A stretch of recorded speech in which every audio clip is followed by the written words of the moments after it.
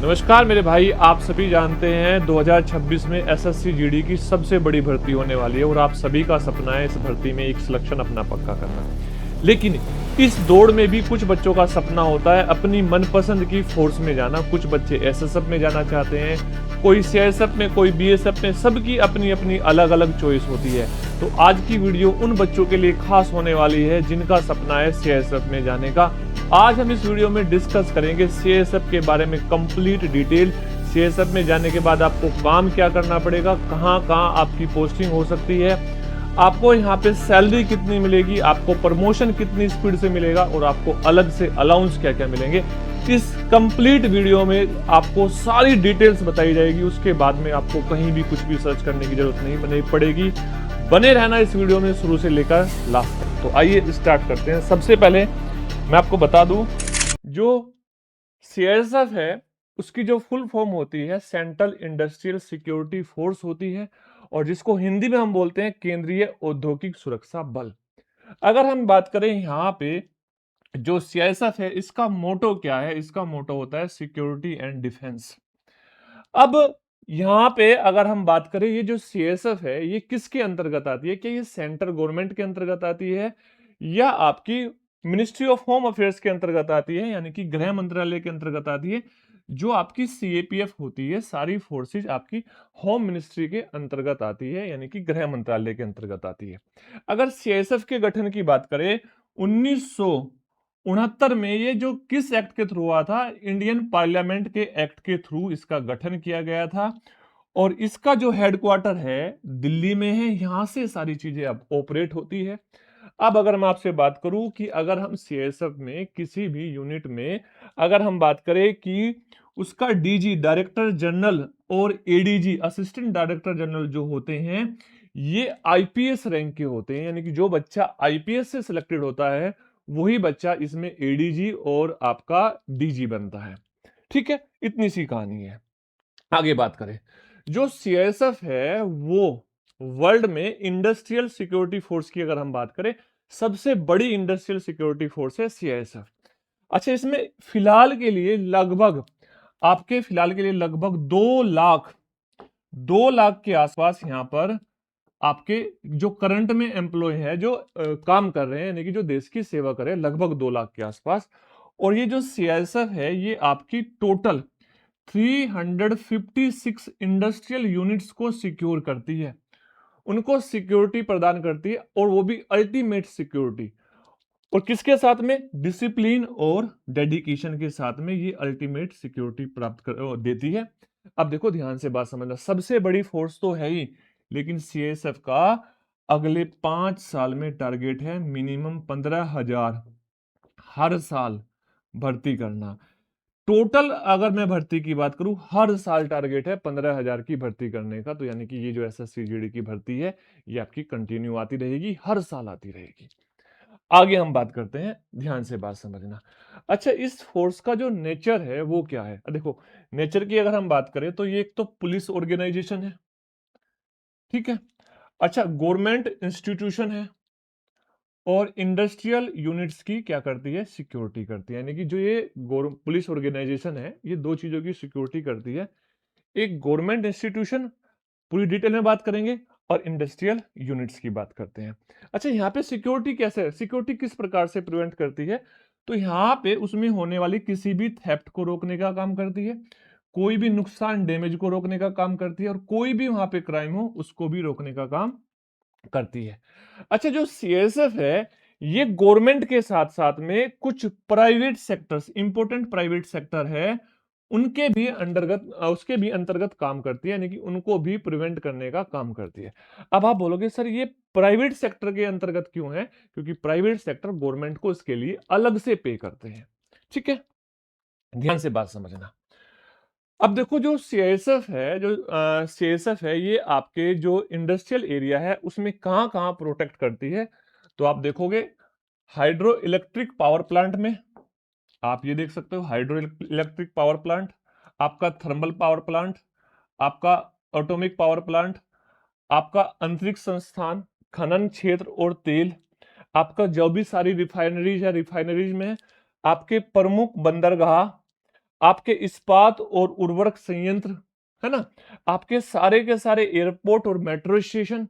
और यहाँ पे इसका एक अलग से काम होता है कि ये वीवीआईपी, जो आपके वीवीआईपी सिक्योरिटी होती है, कभी कभी इसको वीवीआईपी सिक्योरिटी में लगा दिया जाता है और कभी कभी इसको बॉर्डर सिक्योरिटी फोर्स के साथ भी तैनात कर दिया जाता है, खासकर जम्मू जैसे एरिया में। ठीक है, आपने नाम सुना होगा कुपवाड़ा सेक्टर, ऐसे सेक्टर्स में कभी कभी सीआईएसएफ को भी वहां पे तैनात कर दिया जाता है। इसके जो ऑफिसर होते हैं वो डेपुटेशन पे वहां पे चले जाते हैं। ध्यान से चीजों को समझना। अच्छा, अब यहां पे अगर मैं इसके हेडक्वार्टर की बात करें, देखो ध्यान से, इसका जो मेन हेडक्वार्टर है वो तो आप सभी जानते हैं, दिल्ली है ना। अभी आपको मैंने बताया था इसका न्यू दिल्ली में स्थित है सीआईएसएफ का मेन हेडक्वार्टर। ठीक है, इसके अलावा इसके साथ क्या है बेटा, इसके 7 सेक्टर है। एक नॉर्थ सेक्टर जिसका हेडक्वार्टर दिल्ली में है, एक वेस्ट सेक्टर मुंबई में हेडक्वार्टर, ईस्ट सेक्टर कोलकाता में है, साउथ सेक्टर चेन्नई में हेडक्वार्टर है, नॉर्थ ईस्ट सेक्टर गुवाहाटी में इसका हेडक्वार्टर है। अच्छा, एयरपोर्ट सेक्टर, ये अलग से है एक एयरपोर्ट सेक्टर जिसका हेडक्वार्टर न्यू दिल्ली में है। और आपका जो ट्रेनिंग सेक्टर है वो हैदराबाद में है। और आपको बता दूं, सीएसएफ का सबसे बड़ा ट्रेनिंग सेंटर जो है वो हैदराबाद में है। ठीक है, अब हम बात करते हैं इसमें अगर आप कांस्टेबल रैंक में जाते हैं तो आप कहां तक प्रमोट हो सकते हैं। अगर आप डिपार्टमेंटल एग्जाम ना दे, नॉर्मली प्रमोशन की बात करें, तो आप यहां पे कांस्टेबल से आप हेड कांस्टेबल बन सकते हैं, हवलदार बनोगे। उसके बाद में आप असिस्टेंट सब इंस्पेक्टर बनोगे, उसके बाद में आप सब इंस्पेक्टर बनोगे, और उसके बाद में आप इंस्पेक्टर तक, मैक्सिमम इंस्पेक्टर तक जा सकते हो। मैक्सिमम है ये, आपकी नौकरी पूरी हो जाएगी इस तक जाने में। ठीक है ना, ध्यान से चीजों को समझना। अच्छा, यहां पे सीएसएफ में अदर फोर्सेज के मुकाबले आपका प्रमोशन जो है स्लो है। कैसे प्रमोशन स्लो है, इस बात को समझ लो। आपको एक कांस्टेबल अगर आप भर्ती होते हैं, आपको हेड कांस्टेबल बनने में जो आपका रेगुलेशंस है उसमें बोला गया है कि 5 से 8 साल की सेवा अगर आपने की है तो आप कांस्टेबल से हेड कांस्टेबल बन जाओगे। लेकिन रियल में यहां पर आपको 16 से 17 साल लग जाते हैं। ठीक है, अगर हम बात करें हेड कांस्टेबल से आपको असिस्टेंट सब इंस्पेक्टर बनने में, आपने देखा होगा यहां पे आप देखोगे, अगर कांस्टेबल है कोई साइन नहीं होता, हेड कांस्टेबल है तो ये फित्ती लगी होती है यहां पर। ठीक है ना, यहां पर फित्ती लगी होती है। आप असिस्टेंट सब इंस्पेक्टर बनते हो तो आपके कंधों पर लेफ्ट पे 1 स्टार और राइट पे 1 स्टार होगा। आप सब इंस्पेक्टर बनते हो तो लेफ्ट पे 2 स्टार और राइट पे 2 स्टार। ठीक है, आप इंस्पेक्टर बनते हो तो 3-3 स्टार हो जाएंगे। अच्छा, इसके बाद अगर आप असिस्टेंट कमांडेंट बन जाते हो तो आपकी जो फित्ती लगी हुई है ना, ये रेड और ब्लू कलर की, ये हट जाएगी और स्टार स्टार रह जाएंगे। ठीक है, अच्छा, इसके बाद में आप असिस्टेंट कमांडेंट के बाद में डिप्टी कमांडेंट बनते हो तो अशोक स्तंभ आ जाता है। इसके बारे में हम अलग से एक वीडियो बनाएंगे। ध्यान से चीजों को समझ लो। आपको हेड कांस्टेबल से असिस्टेंट सब इंस्पेक्टर बनने में आपकी सेवा जो आप हेड कांस्टेबल के दौरान करोगे वो 5 साल होनी चाहिए, लेकिन एक्चुअल में यहां पे 10 से 11 साल लग जाते हैं। 10 से 11 साल। अच्छा, इसी प्रकार से असिस्टेंट सब इंस्पेक्टर से सब इंस्पेक्टर बनने में यहां पे सेवा होनी चाहिए आपकी मिनिमम 5 से 6 साल। अच्छा, जरूरी क्वालिफिकेशन होती है, जैसे कि क्या होता है, मान लो आप सब इंस्पेक्टर बने, असिस्टेंट सब इंस्पेक्टर बने, तो बहुत सारे कोर्सेज होते हैं। वो कोर्सेज आपने किए हुए हैं जो आपका सीआईएसएफ ही कराती है ना। अलग अलग कोर्स के लिए भेजती है, कभी पीडब्ल्यू के लिए भेजेगी, है ना, कभी आपको ट्रेनिंग इंस्ट्रक्टर के लिए भेजेगी, अलग अलग, कभी आपको वेपन हैंडलिंग के लिए भेजेगी, अलग अलग कोर्स के लिए भेजेगी। तो वो आपको कोर्स करने होते हैं। अगर आपने वो कोर्स कर रखी है, सेवा इतनी कर रखी है, तो आप सब इंस्पेक्टर बन सकते हो। लेकिन ये ड्यूरेशन आपकी मिनिमम 6 से 7 साल हो जाती है। इसी प्रकार से आप सब इंस्पेक्टर से इंस्पेक्टर बनोगे तो यहां पे आपकी जो ड्यूरेशन है वो लगभग 10 से 12 साल है। ये मिनिमम ड्यूरेशन है, 10 से 12 साल, ये ज्यादा भी हो जाता है। अच्छा, ऐसा इसमें है, बाकी फोर्सेज में जो वैकेंसीज है, पहले इसमें कम वैकेंसीज आती थी, बाकी फोर्सेज में ज्यादा वैकेंसी आती थी। तो वहां पर क्या था कि पद खाली होते थे तो प्रमोशन जल्दी होते थे। यहां पे प्रमोशन जल्दी नहीं होते थे, यहां पे प्रमोशन थोड़ा लेट होते हैं, आपको मैं बता दूं बाकी फोर्सेज के मुकाबले। अच्छा, सबसे बड़ी बात सैलरी की बात करते हैं, ध्यान से बात समझना। अगर मैं आपको बात करूं, आप यहां पर पे लेवल 3, है ना, आप पे लेवल 3 के अंतर्गत आएंगे। आपका बेसिक पे होगा 21,700। इसके बाद में आपको जो डीए मिलेगा महंगाई भत्ता। अच्छा, फिलहाल के लिए जो मैं अब की बात करूं तो महंगाई भत्ता फिलहाल के लिए 56% चल रहा है और हमने इसका 55% निकाल के रख रखा है यहाँ पर, है ना। 55% हमने लिख रखा है, 56 नहीं एग्जैक्ट, ध्यान रखना, ये तो 56 है। अच्छा, यहाँ पे जो हाउस रेंट है ये अलग अलग एरिया में अलग अलग मिलता है, ये 3 प्रकार से मिलता है। अच्छा, जब आपका डीए देखो एक्चुअल में अगर आप कहीं भी देखोगे वहां पे आपको बताया जाएगा कि 9%, 9%, 15% और 24%, कुछ ऐसा बताया जाए, 9, 16 और 24, ठीक है। लेकिन मैं बोल रहा हूं कि ये जो होता है हाउस रेंट, ये 10%, 20% और जी 30% मिलता है। आप बोलोगे सर ऐसा क्यों बोल रहे हो?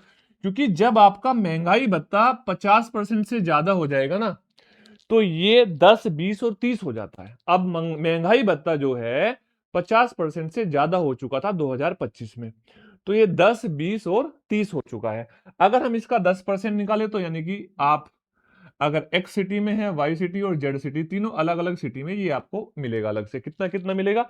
2170 मिनिमम मिलेगा और मैक्सिमम कितना मिलेगा? 6510 मिलेगा, ठीक है। इसके साथ साथ आपको ट्रांसपोर्ट अलाउंस मिलता है। आप दो प्रकार के शहर में रहते हो, एक ए शहर और एक बी शहर। अब यहां पर ए शहर में मिलता है आपको 2754 और बी शहर में इसका डबल मिलता है 5008, ठीक है। अच्छा, जो आपको राशन मनी भी मिलता है, राशन मनी कितना मिलता है? आप बोलोगे ये मिलता है 4383 रुपए। स्टार्टिंग की मैं बात कर रहा हूं, ट्रेनिंग में ये आपका कट जाता है क्योंकि वहां पे आप खाना खाते हो तो वहां पे आपको पे करना पड़ता है। इसके बाद में मैं आपको बता दूं कि आपको स्पेशल ड्यूटी अलाउंस मिलते हैं। आपको कहीं स्पेशल ड्यूटी अलाउंस के मिलेंगे, कैसे मिलेंगे? जैसे मान लो आप किसी फोर्स में डेपुटेशन पे जाते हैं तो वहां पे आपको अलग से आपको पेमेंट किया जाएगा, कुछ पेमेंट अलग से किया जाएगा, कहीं 5,000, कहीं 6,000, कहीं 10,000, कहीं 12,000, ठीक है।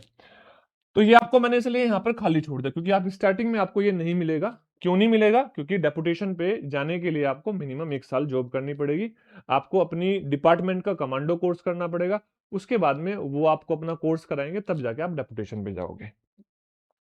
अच्छा, कपड़ों का भत्ता टोटल 12,000 आपको मिलता है, इसलिए हम ऑन एवरेज हर महीने का 1,000 लगा रहे हैं, ठीक है। हर महीने का कितना लगा रहे हैं? 1,000। और मैं आपको बता दूं ये 1,000 मैंने टोटल में कैलकुलेट नहीं कर रखा है, ठीक है।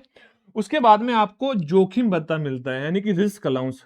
अब रिस्क अलाउंस कैसे मिलेगा? आप कहीं डिफिकल्ट एरिया में हो तो वहां पे आपको रिस्क अलाउंस मिलता है और ये आपको कितने तक मिल सकता है? 10,000 तक मिल सकता है। तो अभी मैं इसको भी नहीं जोड़ रहा हूं क्योंकि ये भी सब बच्चे को अलग अलग मिल रहा होगा, इसको नहीं जोड़ रहा हूं और मैं इसको नहीं जोड़ रहा हूं, ये तीन चीज नहीं छोड़ रहा हूं क्योंकि अलग अलग मिलेगा। मान लो कोई सॉफ्ट एरिया में है, किसी मेट्रो स्टेशन पे, सिंपल से मेट्रो स्टेशन पे, मान लो दिल्ली जैसे शहर में, उसको रिस्क अलाउंस कम मिलेगा। कोई झारखंड या छत्तीसगढ़ में है, उसको रिस्क अलाउंस ज्यादा मिलेगा। कोई बंदा मान लो कि आपका जम्मू कश्मीर जैसे एरिया में है, उसको भी रिस्क अलाउंस ज्यादा मिलेगा, ठीक है। तो रिस्क अलाउंस अलग अलग जगह का अलग अलग होता है। अब यहां पे अगर मैं बोलूं मिनिमम ग्रोस पे जो आपकी बन रही होगी, मिनिमम का मतलब है मैंने हाउस रेंट भी मिनिमम लिया, मैंने ट्रांसपोर्ट अलाउंस यानी कि टीपीटी भी मिनिमम लिया, तो ये बना 43,942।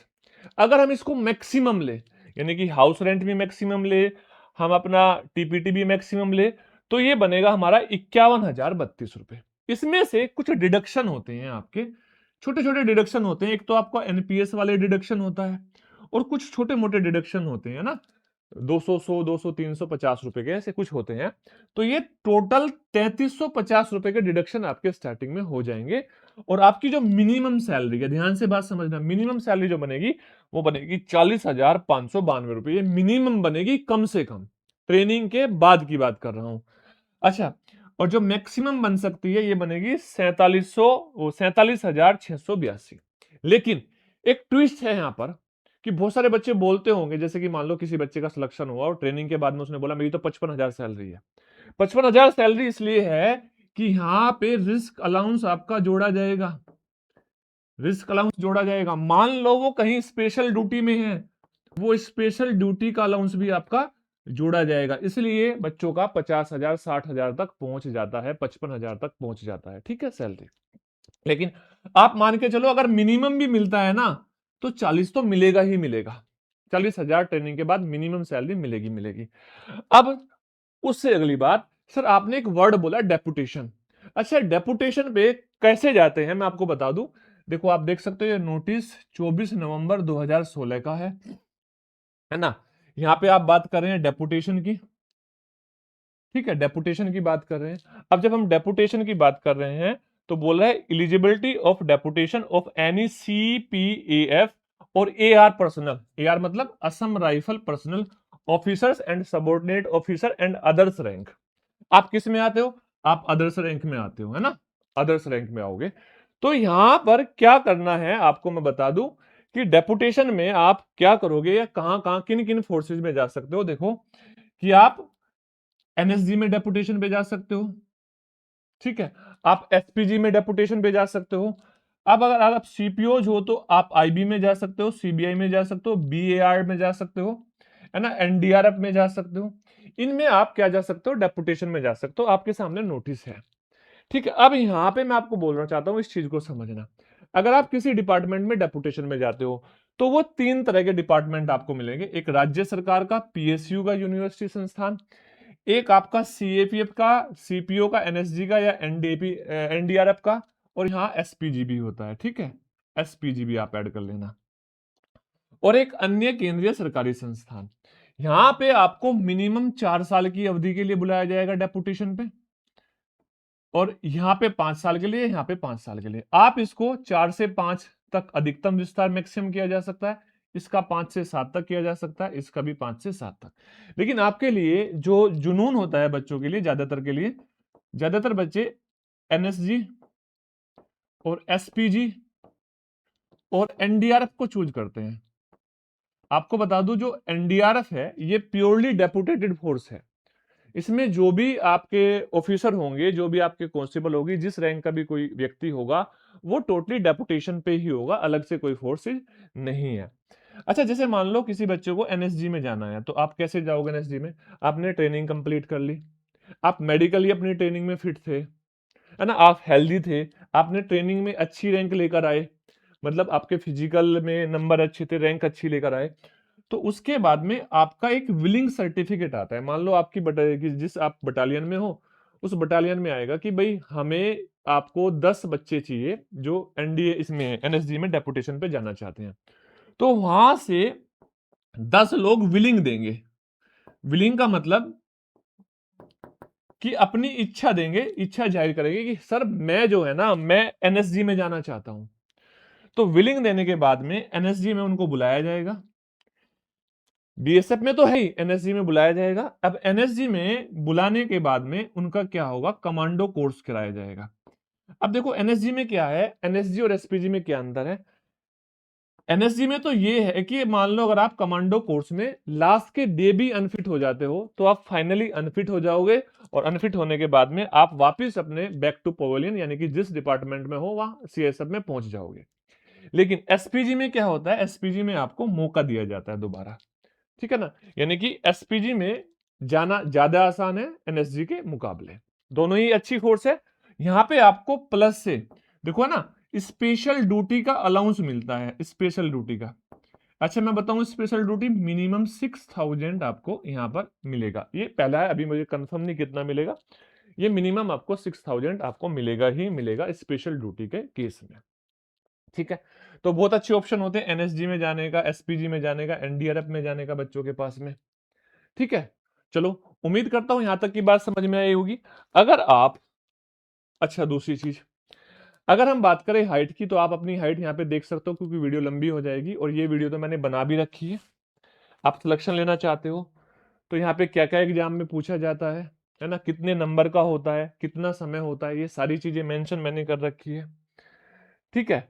अच्छा ये गलत आ गया, असम राइफल का ये पहला था। अब एक बात और ध्यान रखना कि अगर आप तैयारी कर रहे हो, आप CSF की तैयारी कर रहे हो, SSC की तैयारी कर रहे हो, GD की, और आप चाहते हो आपको कंप्लीट मैथमेटिक्स पूरा का पूरा कराया जाए, आपको यहाँ पे कंप्लीट चीजें पूरी की पूरी पढ़ाई जाए, तो आप हमारा Telegram channel smart wings join कर लेना, और साथ के साथ हमारे यूट्यूब चैनल को भी सब्सक्राइब कर लेना। यहाँ पे आपको सारी की सारी चीजें फ्री में प्रोवाइड कराई जाएगी। और अपने दोस्तों के साथ शेयर करना जिन बच्चों का सपना होता है सीएसएफ में जाने का। तो मिलते हैं ऐसी बेहतरीन वीडियो के साथ में। अच्छा, एक काम और ध्यान रखना, जिस बच्चे को जिस आपके डिपार्टमेंट में वीडियो चाहिए वो कमेंट में जरूर लिखना, मैं वीडियो बनाऊंगा और जल्दी से जल्दी बनाऊंगा। जय हिंद, जय भारत।